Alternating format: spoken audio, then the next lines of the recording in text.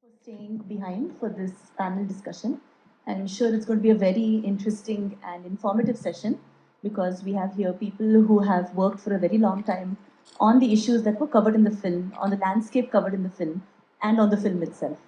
So, without further ado, we might as well just get started.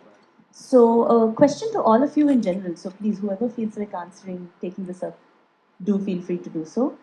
We've been watching the complex interactions between humans and wildlife in the Nilgiris landscape. And some of the interactions included with tea gardens and the surprising rise of urbanization in Uti, for example, as a town. So, how does this sort of mirror the kind of rise of cities and the rise of urban development that you're seeing even outside of places like the Nilgiris, like in Bangalore, for example? And how does the change we're seeing now in the Nilgiris mirror the kind of changes we've seen in Bangalore? What do we need to worry about or really keep in mind? Uh, the Nilgiris is quite different. It's very difficult to compare. It will be very difficult to compare the Nilgiris with Bangalore. Um, as what we demonstrated, what we wanted to showcase a landscape of a shared environment. If you go back 50 years, we didn't have so much of wildlife in the inhabited areas. It was all shot out. Shooting and fishing was predominantly a hobby for people who lived in the Nilgiris. So if you go to schools like Lawrence or St. George's or any of those campuses, and if you speak to their alumni who passed out 50 years ago, there were no gore on their campus, there were no leopards on their campus, no barking deer. Today it's all there. So uh, this conservation drive has come about not only through an initiative through the forest department, but also the people that live around. They are more tolerant. They are accepting. The challenges we face in that landscape uh, has to do with the people who are privileged can appreciate living alongside wildlife, but people who have to make a living from agriculture and farming and who have to go to that field every day, uh, that's a challenge. So we, as a society in the Nilgiris, have to see how we can see that they are taken care of. Coming to again to Bangalore, what can what can you take away from our model? Um, Bangalore's already overdeveloped. You don't have garden space. If there was more garden space here and people had trees, lawns, a little bit of unattended landscape, you can expect to preserve quite a bit of your biodiversity. But with the real estate being so high, I don't know how you and I are going to make an impact in this city to preserve your biodiversity. You do still have because of your parks and stuff like that. But it's going to be a hell of a challenge when your real estate cost is so high and they dominate the landscape of development. That's my take on your question. If anybody else would like to contribute, please do so. Yeah, I mean, urbanization is a global driver, and we're going to have, in a couple of decades, 50% of Indians are going to be living in urbanized spaces. So the sooner we figure out a model of sustainable urban transformation, the better it will be, because apart from the Nilgiris, we also know other places like in the Parnis, Kodaikanal, the issues similar to what has been happening in Nilgiris also. So when I was working in the Parnis in the early 90s, we had to go a bit far from the town to see gaur and other animals. And now you can see them walking into petrol pumps and so on. So there's been the animals are getting closer to urban spaces, even Kotigari as well. And so so I think this is something that we will have to grapple with and find some solutions, because if we always think of urban spaces as places where nature has to be in retreat, then we have lost the plot. So we'll have to find a way out of this. and it's going to be tough and challenging. Coming back to Bengaluru, Bengaluru, like many other Indian cities, actually are still fairly rich in biodiversity. We have 300 species of birds, we have leopards and elephants on our periphery, we have slender lorises, including on my own campus. And so I think that we will have to think about a new model of urbanization where, first of all, nature is accessible to all sections of society.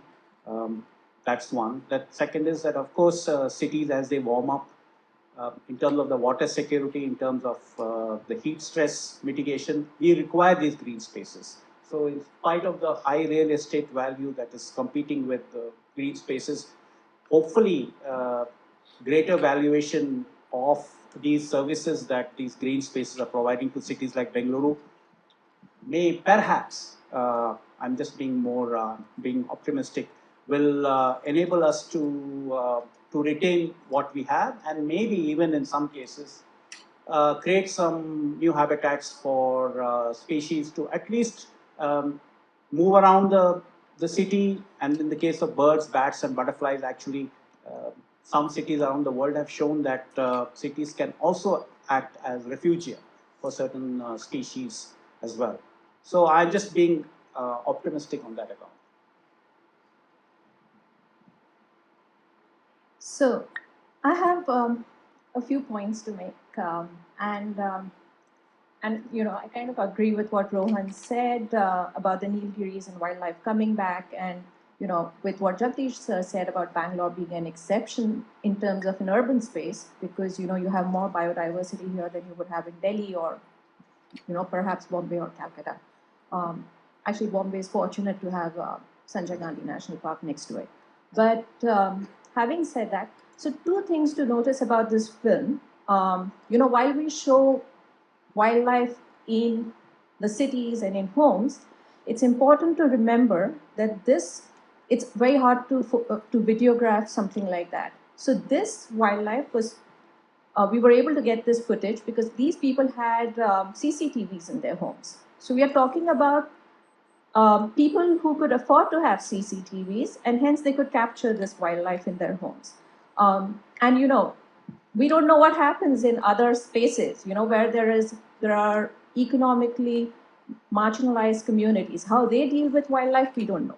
Also here, wildlife came in and it didn't seem to bother the owners much because they can afford to have wildlife in their homes.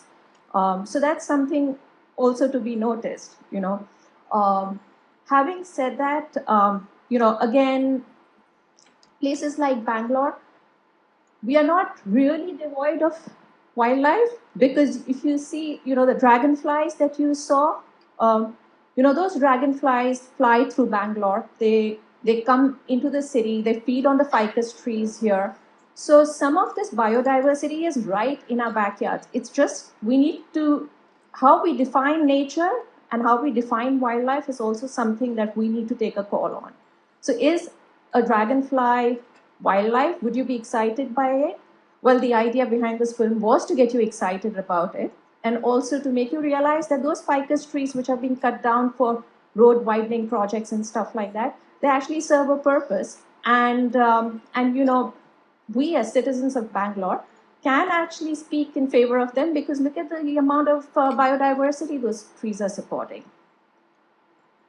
Yeah. I am from the Nilgiris too, right? And I studied in a school in uptown Ooty. It was called Elkhurst. And then I studied in a school called Breeks. It was Rex, which was midtown. And then I went to Breeks, which was kind of downtown. And like Rohan said, yes, and I used to walk back home from school. I never took the school bus. There were birds, there were butterflies, but animals, gore, large carnivores, no, right? Right? I don't remember hearing about them at all in encountering these animals. Things have really changed, right? I don't know what's driving that change. It could be global warming, it could be climate change, land use change. As I drive up to the Nilgiris, the cart roads have hairpins on them. And I keep noticing elephant tongues over the last 15 years at higher hairpin bends. They're climbing up, right? Maybe in 10 years' time, we'll have elephants in Ooty town and Kurnool. Big problem. Shared wilderness is fine, but it's going to be a big problem, right? Yes, there is a lot of gore in Ooty town, right? And uh, human fatalities are very low, right? So there is, in that kind of sense, there is kind of coexistence, but it is changing human behavior. Now, for example, I live on a road called Havelock Road, right? And we have this huge empty space next to our house, and some neighbors uh, have told me recently, about 2, 3 months back, that said, we were driving past your house at about 11 o'clock, and we saw a mother and 2 cubs, leopards, just next to your house, right? And so my old parents and me, we stopped going for walks, right? Yes, there's wildlife, but it's changing human behavior. Humans are changing wildlife behavior. And quickly about Bangalore and Ooty, they're a lot more connected than we think. Bangalore, since the 1990s, flipped from a public sector manufacturing small cantonment sleepy town overnight into an IT services driven, out of control, megalith, right? It is changing Ooty, right? As Bangalore changes, as Rohan said, Ooty is flipping from an agricultural economy to a real estate economy. And not just Bangalore, it could be Coimbatore, it could be Chennai also, right? So the Nilgiris have always been a site for conservation experiments, economic experiments, political experiments, right? But despite that, we still have uh, decent, forest cover. There are some patches of grasslands which are still left. There are animals living amongst humans, right? So it's messy, but there is hope. Things can get better, right? So it's about how we kind of plan well in future and kind of adjust to each other. Thank you to all four of you for some really interesting and varied opinions on this question. So I just wanted to steer a little into something that actually captured my attention in the footage itself, which is a lot of the rituals that people had, and you had the native dance performances where I think it was like we have Holi Vesha in North Karnataka, so I'm not sure what the term for it would be in the Nilgiris landscape. But my question is perhaps a little geared more towards Jagdish and Siddharth here. But how would you say that traditional ecological knowledge, something that we saw in footage but perhaps was not touched upon in terms of interviews in the film, among local communities might contribute to biodiversity conservation in the Nilgiris landscape? What's the importance of it? You know, the film started with the biosphere reserve concept, right? Nilgiri, the first biosphere reserve declared in India. But there was not much time to actually to explain what it was. There was a reason why this Man and Biosphere program of UNESCO and that whole program came about. And so the scientific, social, economic, and cultural basis for a biosphere reserve are important for all of us to understand, even though it's a dated program and we have more biosphere reserves, but the Nilgiris is the first one in the country.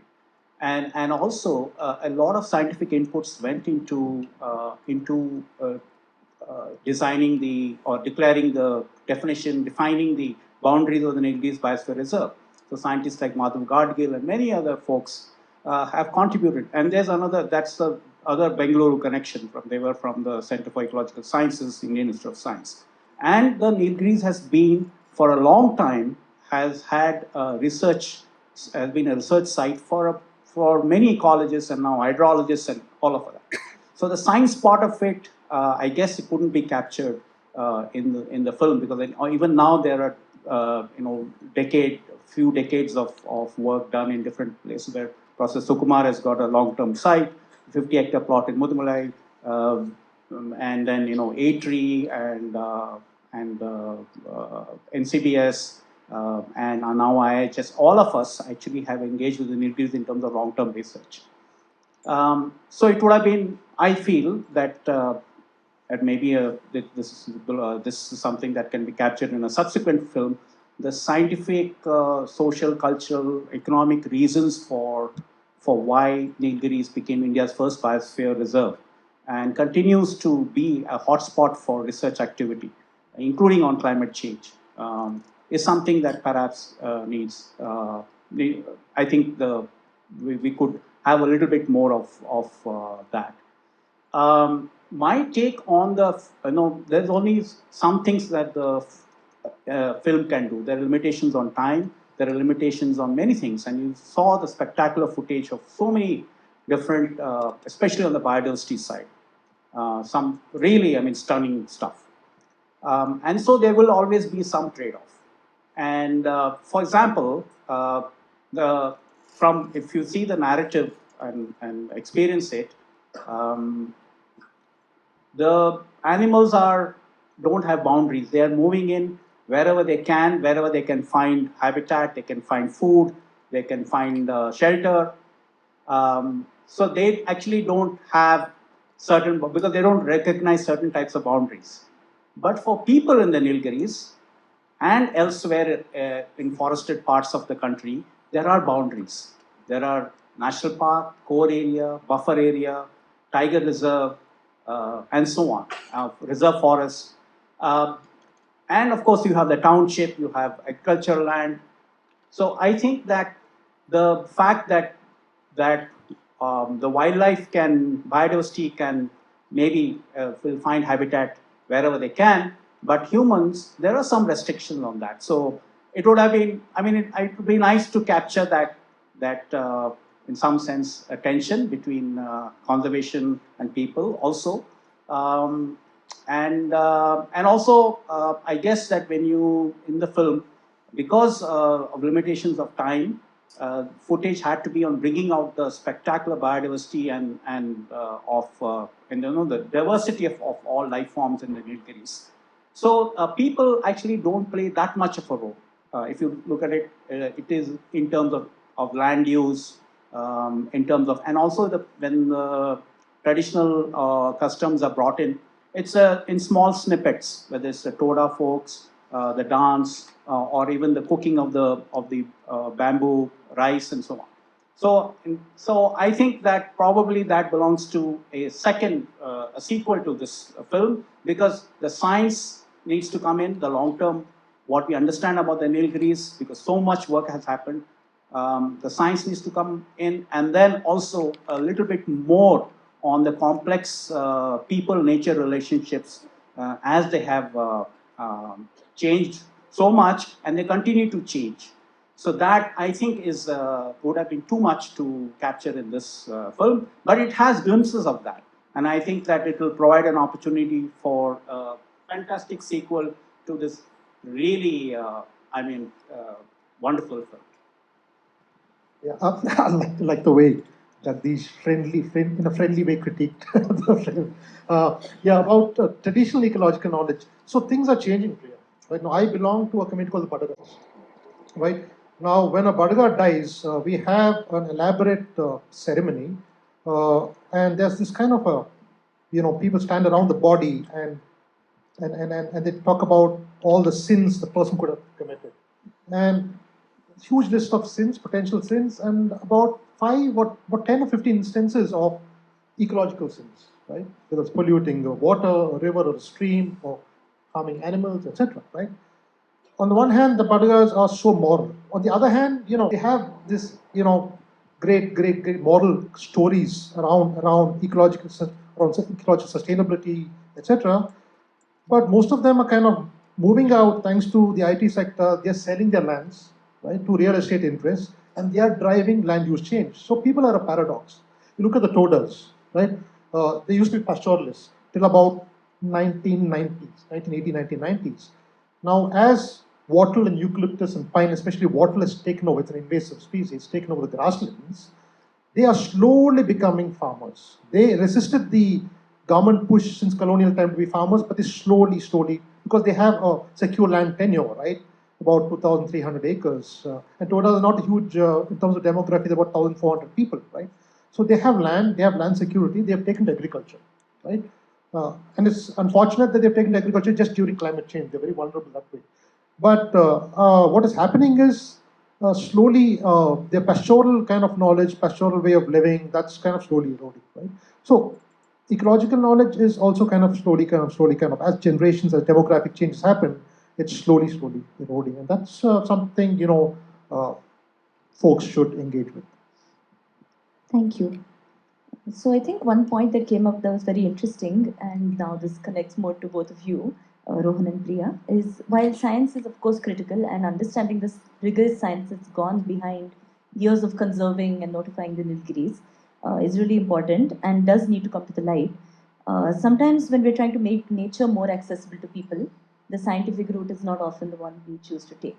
Whether with the way we communicate stories of science to the public, we often tend to convert it into more palatable formats because just scientific papers and the traditional model of presenting science to an audience is not something that the general audience today is perhaps interested in consuming.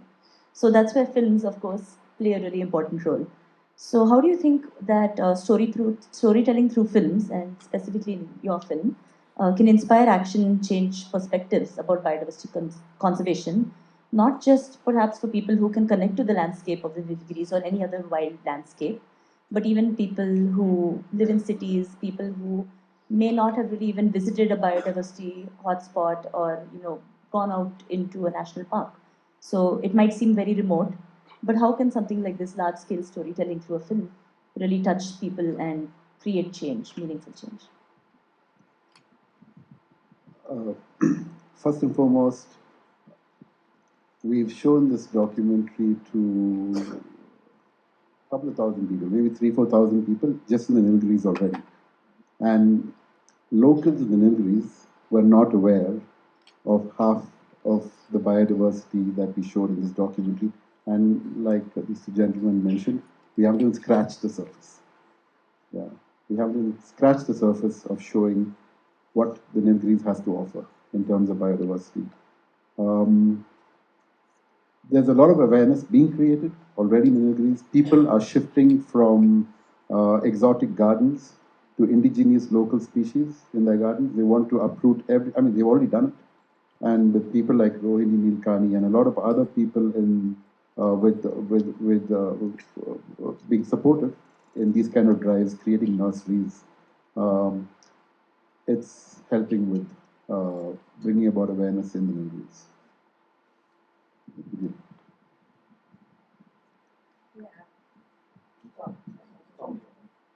So I kind of second Rohan on what he said, but I'll add to that. So my partner Sandesh often says one thing, and that is that he often reminds people of how many of you grew up reading National Geographic magazine or watching National Geographic television or Discovery Channel, and how many of you actually got inspired by stuff you saw on television and then decided that you wanted to go to the wild and actually see wildlife there, and then got interested in this field and are in this field today.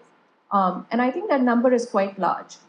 So how many here, can you raise your hands, who watched wildlife first on television or in magazines and then got interested in it?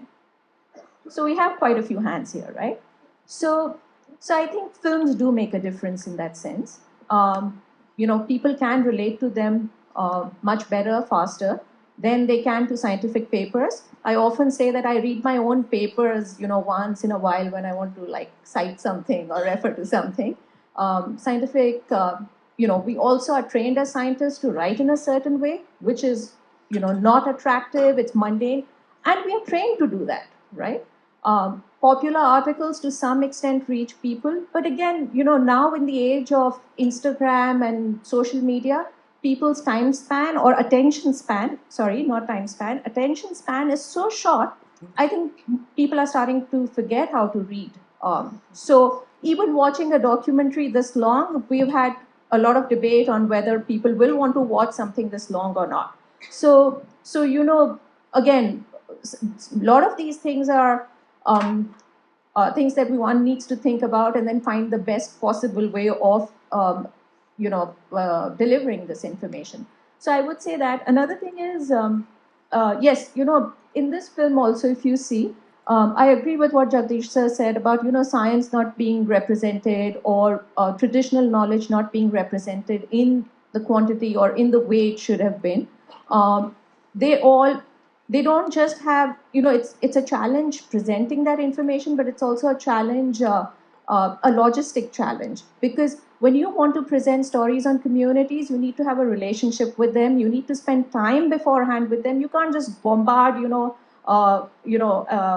their lives and start filming them. So that's something we actually, consciously decided not to do. So that's why you see small snippets of cultural interactions. Now, if you also notice, we've tried to represent species of plants, for instance. You see Drosera there. I don't think too many, Drosera is a very common plant in the Nilgiris. Siddharth would know that. But it's just that nobody notices it. It's a plant which is, it's such an incredible plant. This plant grows in nutritionally poor soil. So it decided, in an evolutionary sense, it decided that it's going to start figuring out a way to get its nutrition from somewhere else because the soil is poor. So it started capturing insects and getting its nutrition from there. Can you imagine a plant that actually traps insects and gets its nutrition from there? But that's the kind of magic that exists, which people don't really notice. Now you have scientific papers on this plant, but tell me how many of you would have read those papers. So I think films do have a way of telling stories and capturing people's imagination and getting them interested in conservation. And I think we've just tried to give an example of that here. Thank you, both of you. That was very inspiring also because, yeah, filmmaking and showing alternate methods of storytelling, I think, are some of the ways in which we collectively can work together in conservation. So it doesn't just become a field where there's gatekeeping with science, but also it's opened up to everyone. Everyone can actually play a role. And that kind of brings me to my final question before I open it up to the audience for any questions, which is what are some small tangible steps that people here today that we have today can take in our own lives, in our own backyards, so to speak, to actually support biodiversity on our own local scale, maybe contributing to a larger cause. However you choose to interpret it. Well, yeah, I'm going to repeat what I just said earlier, which is, yeah, your garden, getting to know your garden. Let me tell you a small story about this little kid who was very keen on keeping a nice garden at home. And when I visited him, there was this plant which was perforated. It had holes in it. And he's like, no, we're having guests tomorrow. We need to take this out. And so I told him, that plant is home to a caterpillar that will turn into a butterfly. And the reason it's perforated is because that caterpillar is feeding on that plant. And it's probably the host plant and maybe the only host plant. That species probably would be the only species of a host plant for that species of butterfly. And ever since, that kid does not approve anything which has holes in it. So that's a story to take back to anybody living in a city where every creature matters, not just the big stuff. So get to know the bugs in your garden, the butterflies, the dragonflies, the birds that visit, which times of the year they visit. Get your communities involved. We have the Indian pitta, which is a migratory bird that comes in from central India. It comes in here in winter, and a lot of the local communities in the Nilgiris, or the foothills, wait for that bird to come here. The minute it does appear in India, they post it on their social media, and they wait for their friends in Sri Lanka to acknowledge when it reaches there, and that's a 10-day difference between Masnaguri and Sri Lanka. Yeah. So these are stories that get you involved, get you excited about the biodiversity, and get you involved in conservation. Yeah.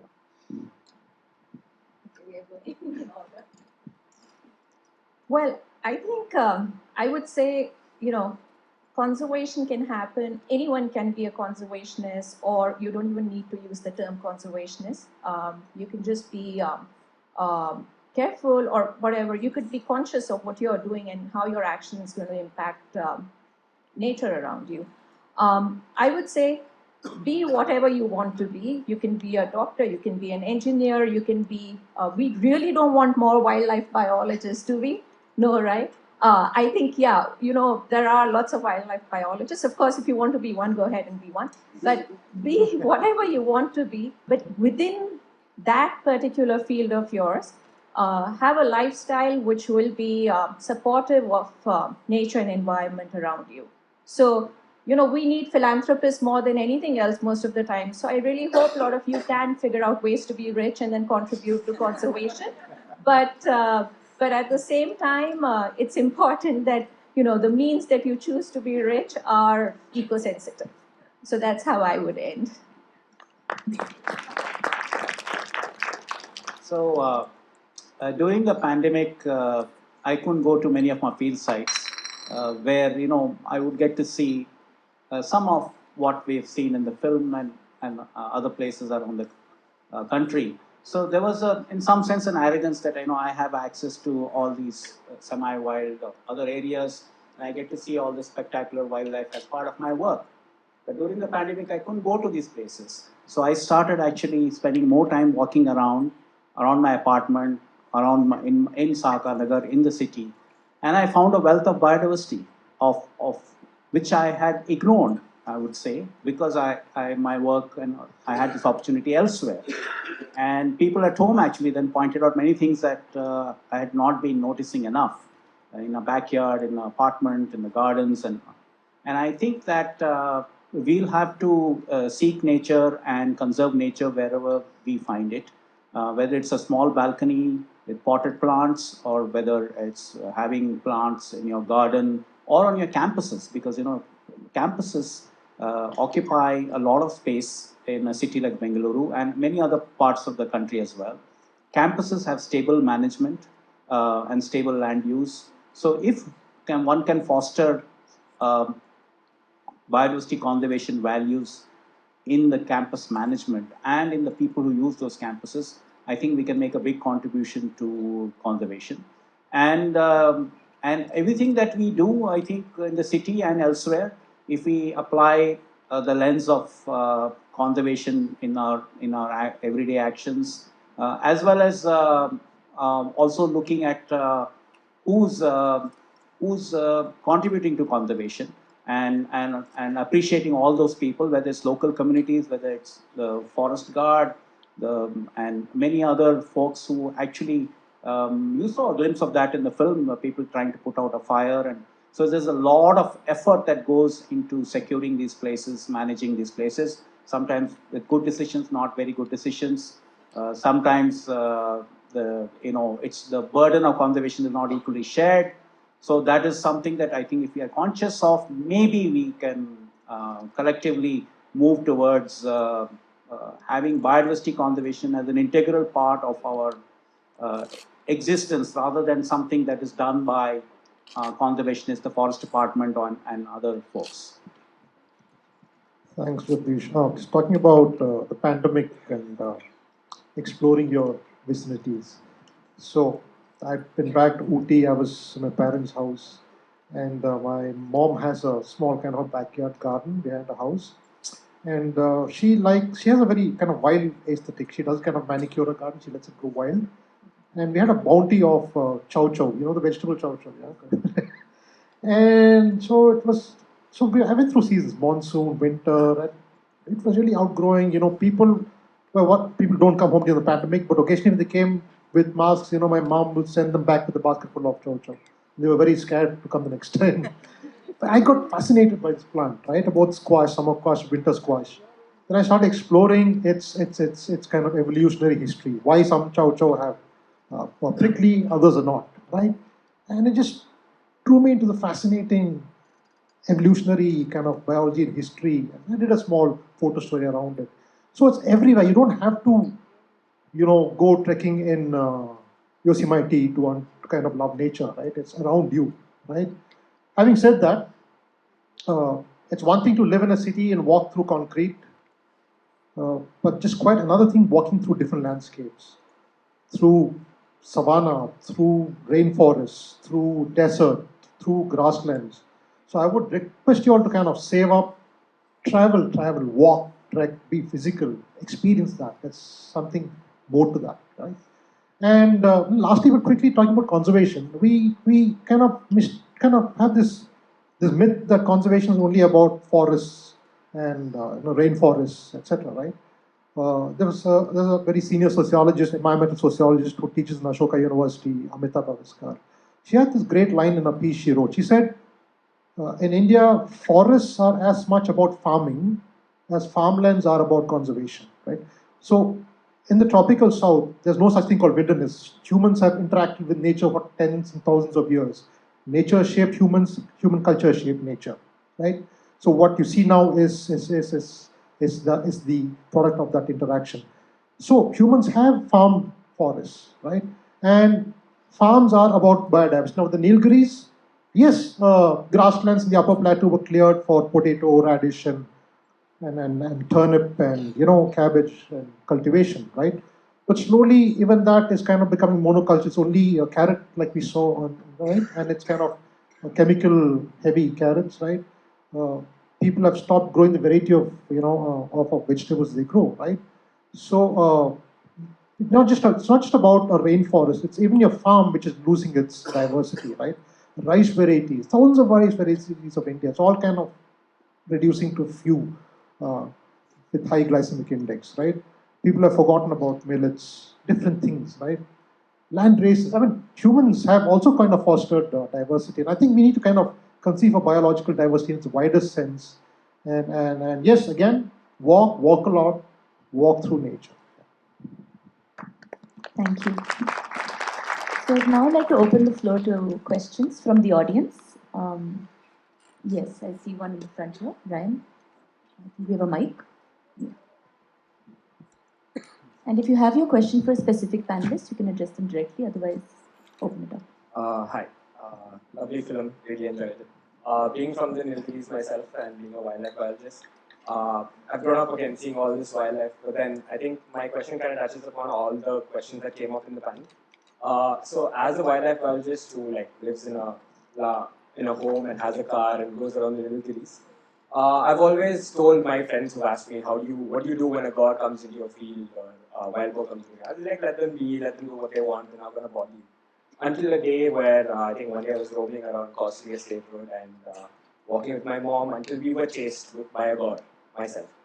And then that experience really changes your idea. Like you're living with these animals, these large animals behind you in your backyard. You can't tell everybody to just let them come in, go through your house. They're not going to cause any damage to you or hurt you.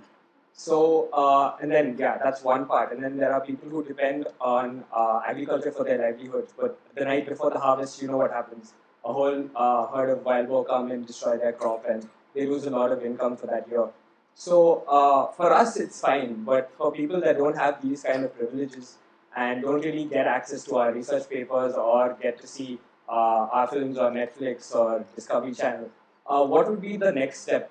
Like, how would you combine maybe mainstream media, traditional ecological knowledge, and things like that to reach a lot of these communities that don't really have a lot of privileges that we do, where we can get up close and personal with nature? So, what would be the end goal or the larger picture on the long run, especially in the Nilgiris? So in the Nilgiris, I know a couple of NGOs that are working on this. Accord for one in Goodlaw. There's Keystone in Kotagiri. There's even Tarun Chavra, who works with the Todas, a lot to do with the Todas. So he's documented pretty much everything, almost everything about them. So they are bringing a lot to the table to see how they can, they suggest crops that herbivores don't eat, and they can manage or sustainable harvesting of honey and so on. We have a long way to go on that subject. And like you mentioned, and like I did earlier, it's people who are privileged who can romanticize wildlife and enjoy it like the way we do. And for those who have to make a living, who put themselves out there in harm's way, it's unfair on them because we want conservation to work. So we got to see how it can be done so that first and foremost, their needs are met and comfortably. It's not like, okay, fine, they can go to a ration shop and get their free rice, and so why should they have to That's an argument we hear quite often, saying that no, they can manage. Don't worry, the government will look after them. But does that really happen? Yeah. So that's something that yeah also doesn't sit too well with me.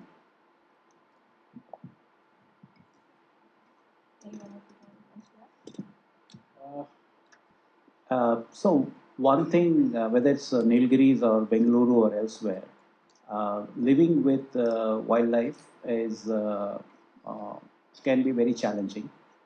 Even on our own campus, when we started seeing leopards, and some of us would get really excited when we saw a saw-scale viper, and not everybody was like that.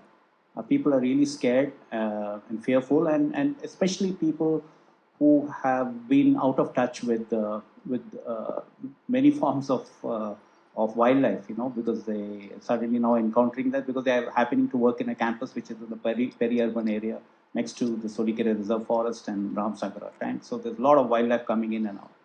So we have to actually build capacity of people to coexist safely with wildlife, and also rapid response to situations where either people are in harm's way or wildlife is in harm's way. And I think that whether it's campuses or cities or Ooty or Kodaikanal or anywhere else, this rapid response to situations where people and wildlife are in some form of conflict or in harming each other, to try to minimize that. I think that is something that we have to invest in. Whether it's even if you take Bengaluru, the number of snakes that have to be rescued, and many often people who are not aware of how snakes behave and how we should be responding, they kill them as well. And you can't blame, when it comes to human safety and welfare, that is the first priority, right? And so we have to make it easier for people to coexist with wildlife.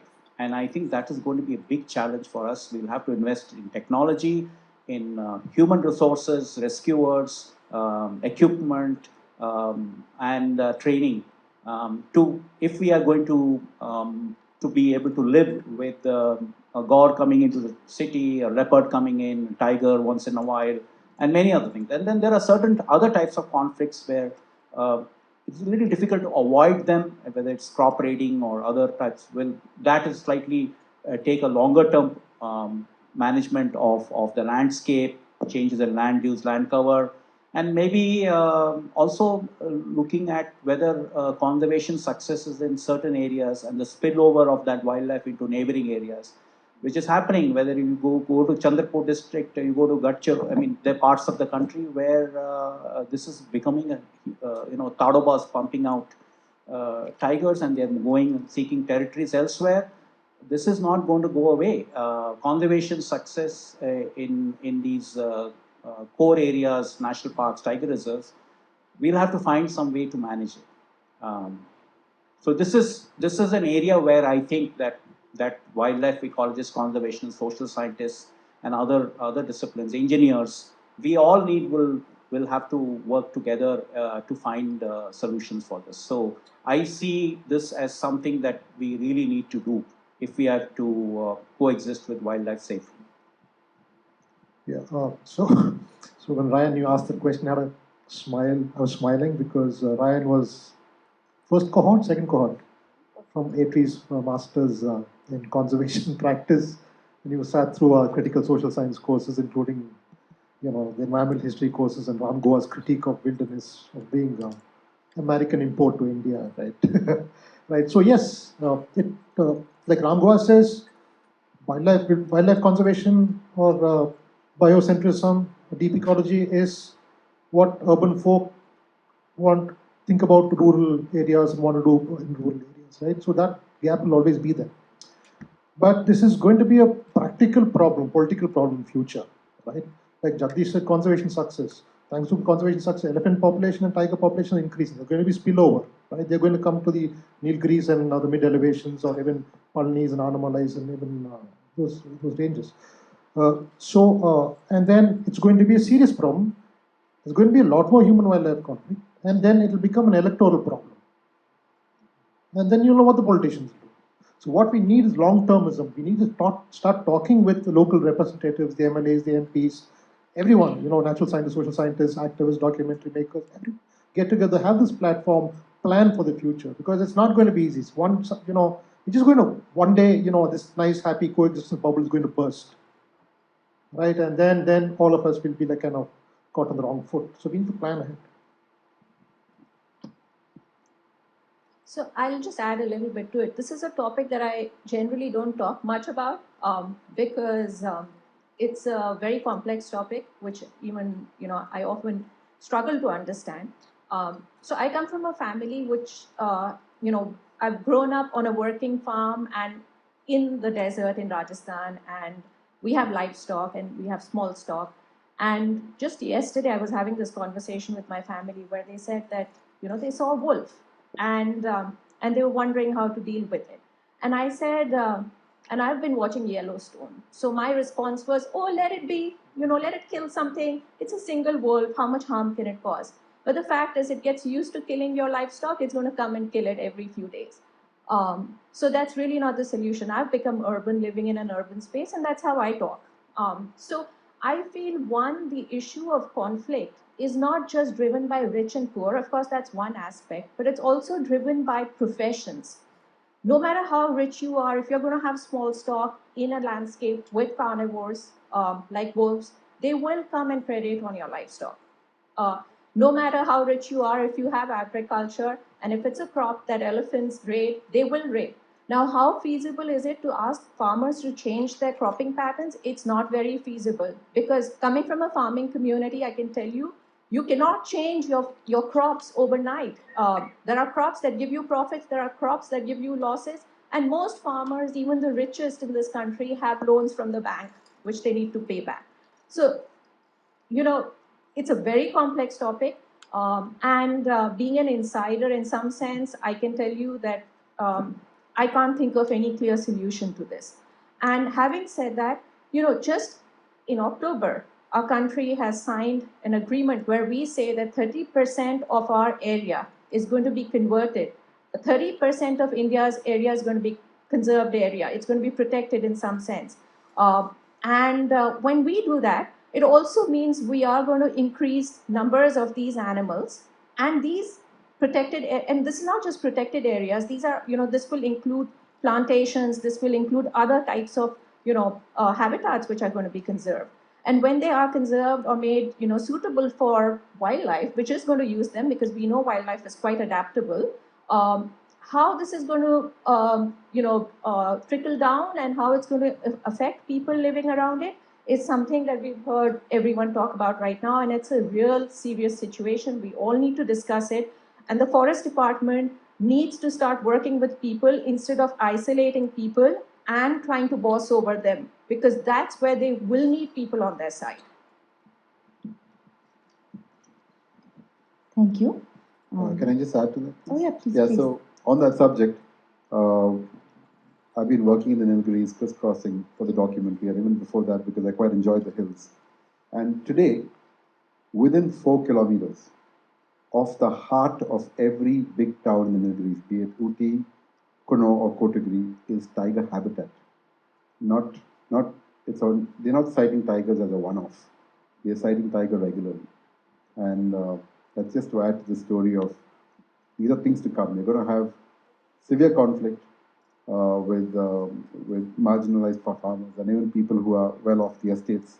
But somebody's going to pay the price if they don't find alternative sources of income for people who, if you want to turn that landscape into, make it redundant or let it be fallow, you'll have to find alternative sources of income for these people.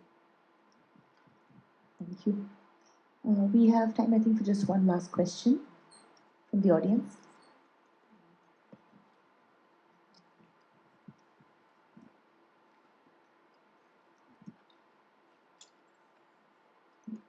Well, hi. This is a beautiful documentary, and I think this has educated many students who are here. Believe it or not, I am a 80s kid. In my school time, what I used to teach was the peacock used to dance when it's going to rain.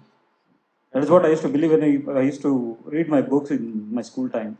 Only after seeing these kind of documentaries will educate and people would come to know what is the reason? And even I don't think many people, if you're not visited any parks, you would not know there's a peahen as well. That is how it is. And add to that, if we educate all these students from now itself, letting us know like which is a poisonous snake, which is a non-poisonous snakes. And even when I visited few parks, there were few ladies, when they see this jeeps, which is not totally secured, they say, I don't think there's a tiger here. If there was a tiger, they would have had these jeeps, everything secured. And I know the pain, what we go through to see a tiger or a leopard. But seeing these kind of documentaries, I know the time what you people would have spent there and the pain what you people would have gone through. We need a lot of patience for all these documentaries, but again, adding to this, this Wayanad, Bandipur, whatever is happening, these kind of documentaries would educate these students, and even these people can voice out to go against it.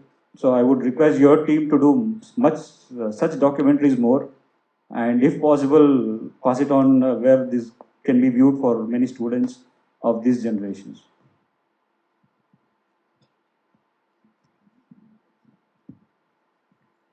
Okay, thank you so much. And I think that brings us to the end of the panel discussion. So thank you all so much for sitting with us, and to all of you panelists for your valuable contribution.